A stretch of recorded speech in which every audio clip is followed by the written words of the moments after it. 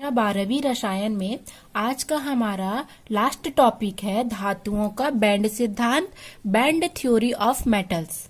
ठीक है, ये आज का टॉपिक और आज चैप्टर कंप्लीट हो जाएगा। नेक्स्ट हम लोग विलियन चैप्टर पढ़ेंगे। तो चलिए इसे पढ़ना स्टार्ट करते हैं। यह सिद्धांत आणविक कक्षक सिद्धांत पर आधारित है। ठीक है, आणविक कक्षक सिद्धांत के बारे में आपने 11वीं में पढ़ लिया है। तो आणविक कक्षक सिद्धांत किसे कहते हैं? आणविक कक्षक सिद्धांत में परमाणु कक्षक आपस में अतिव्यापन करके अणु कक्षकों का निर्माण करते हैं। एग्जाम्पल से समझते हैं। यहाँ पर H2 दिया गया है, तो H का 1s1 और दूसरा H का 1s1। यहाँ पर आणविक कक्षक का हम ऊर्जा आरेख बनाए हैं। ठीक है, आप लोग को याद आ रहा होगा 11th का। यहाँ पर 1s1, यहाँ पर भी 1s1, क्योंकि 1s दोनों में 1 इलेक्ट्रॉन है, तो यहाँ पर दोनों इलेक्ट्रॉन इसमें जाएंगे। यहाँ पर इसको बोलेंगे हम, क्या बोलेंगे इसको हम? आबंधी, और इसको बोलेंगे हम प्रतिबंधी आणविक कक्षक। और यहाँ पर परमाणु कक्षक आपस में अतिव्यापन करके अणु कक्षकों का निर्माण करते हैं। ठीक है, अब हम पढ़ेंगे धातु क्रिस्टल में किस प्रकार परमाणु भाग लेते हैं। तो कोई भी परमाणु, जैसे नाइट्रोजन है 1s2 2s2 2p3, इसका इलेक्ट्रॉनिक विन्यास है।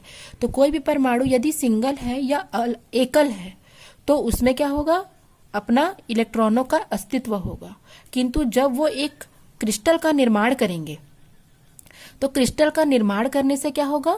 असंख्य परमाणु के मौजूद होने के कारण उनके इलेक्ट्रॉनों का अस्तित्व नहीं रह जाएगा। वहां पर वो अपना अस्तित्व खो देंगे, क्योंकि यहाँ पर असंख्य परमाणु हिस्सा लेंगे।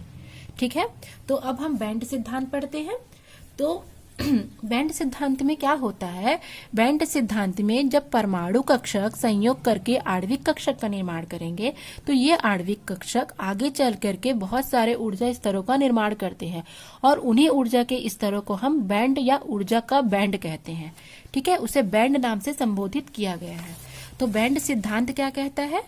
वही कि जब कोई क्रिस्टल, जो धातु क्रिस्टल है, जो कि अणु, परमाणु या आयनों से मिलकर के बना है, तो मान लेते हैं कोई धात्विक क्रिस्टल जो परमाणुओं से मिलकर बना है, और उस परमाणु के समस्त इलेक्ट्रॉन इस क्रिस्टल के माने जाते हैं कि इस धात्विक क्रिस्टल में सभी परमाणु के समस्त इलेक्ट्रॉन क्रिस्टल के माने जाते हैं। और इन जो क्रिस्टल के इलेक्ट्रॉन हैं वो क्या करेंगे? जिनसे मिलकर के परमाणु का निर्माण होता है, तो वो परमाणु अपना अस्तित्व खो देंगे या विस्थानीकरण के कारण धात्विक आबंध उत्पन्न हो जाएंगे। ठीक है, तो परमाणु कक्षक, जब दो या दो से अधिक परमाणु कक्षक एक दूसरे के साथ संयोग करेंगे, अतिव्यापन करेंगे, और अतिव्यापन के कारण आणविक कक्षक का निर्माण होगा, तो प्रत्येक आणविक कक्षक में ऊर्जा का जो अंतर होता है वो बहुत कम होता है, थोड़ा ही अंतर होता है। क्यों? क्योंकि आणविक कक्षकों के मध्य ऊर्जा अंतर का कारण क्या है? कि धात्विक क्रिस्टल में जो परमाणुओं की संख्या है वो काफी अत्यधिक है, और परमाणुओं की संख्या अधिक होने से आणविक कक्षक जो बनेंगे वो भी अधिक मात्रा में बनेंगे, जिससे क्या होगा? जिससे इनकी ऊर्जा में जो अंतर आएगा वो क्या हो जाएगा? अंतर बहुत ही कम हो जाएगा। ठीक है, बहुत ही ऊर्जा का अंतर कम हो जाएगा। तो ये आणविक कक्षक क्या करेंगे? ऊर्जा स्तरों का निर्माण करेंगे, और उन्हीं ऊर्जा के स्तरों को हम ऊर्जा बैंड या बैंड कहेंगे।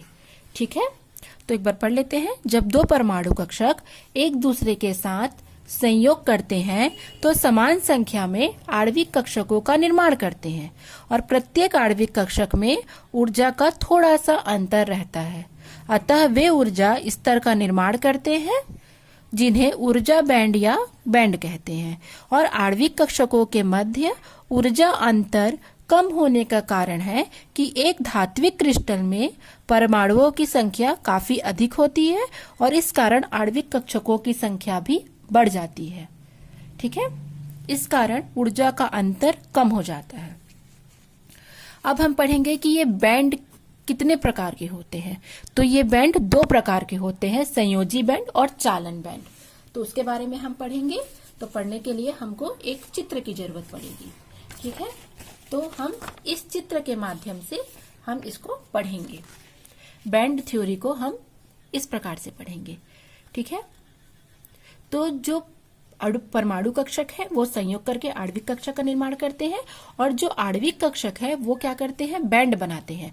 तो वो बैंड दो प्रकार के होते हैं, एक होता है चालक या चालन बैंड जिसे हम कंडक्शन बैंड कहते हैं, और दूसरा होता है संयोजी बैंड जिसे हम वैलेंसी बैंड कहते हैं।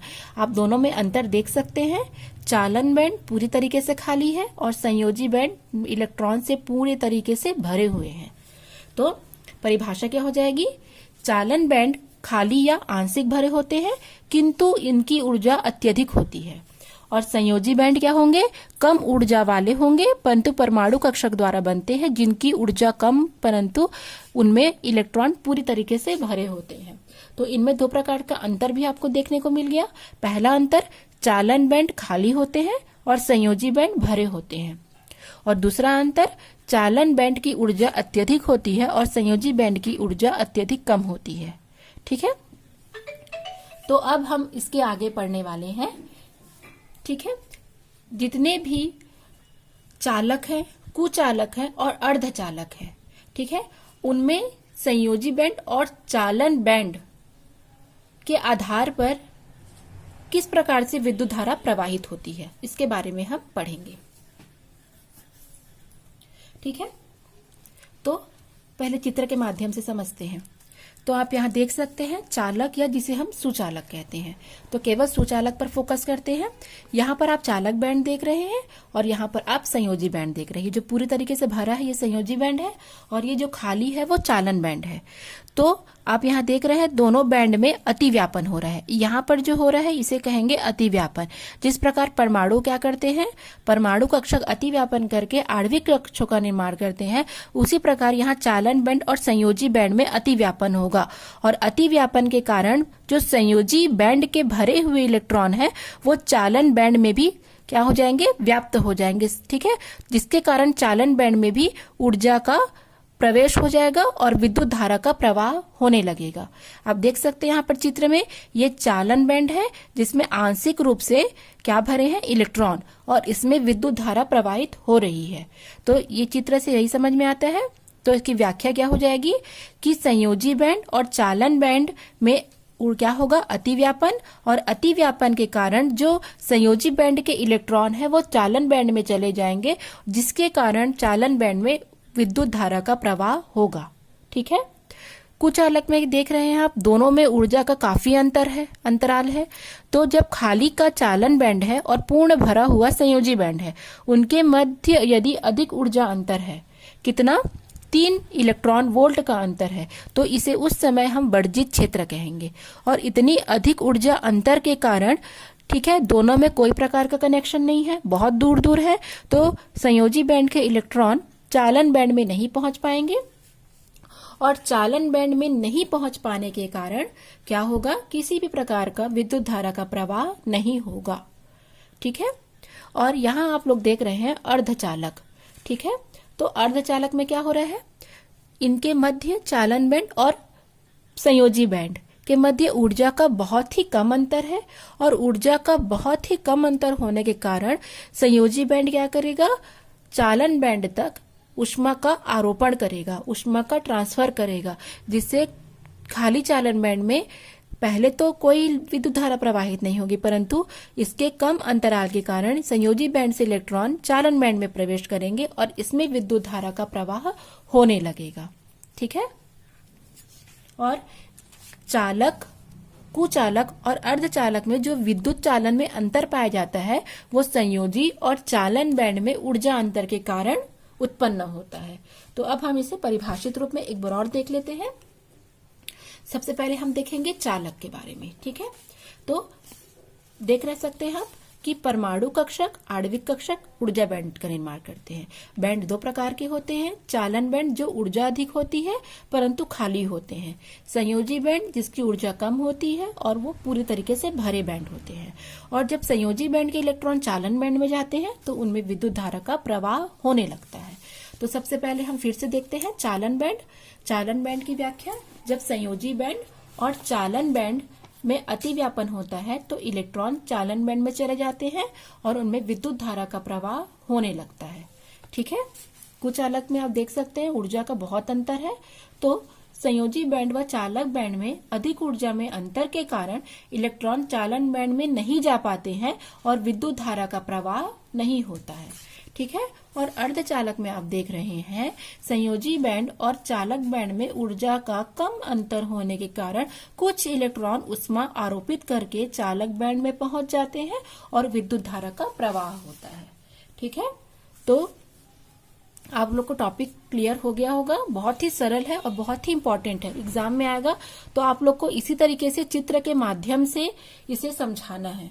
ठीक है कि बैंड क्या होता है। तो परमाणु कक्षक आपस में क्या करेंगे, संयोग करके या अतिव्यापन करके आणविक कक्षक का निर्माण करेंगे और आणविक कक्षक आगे बहुत सारे ऊर्जा स्तरों का निर्माण करते हैं और उन्हीं ऊर्जा के स्तरों को हम ऊर्जा का बैंड या बैंड कहते हैं।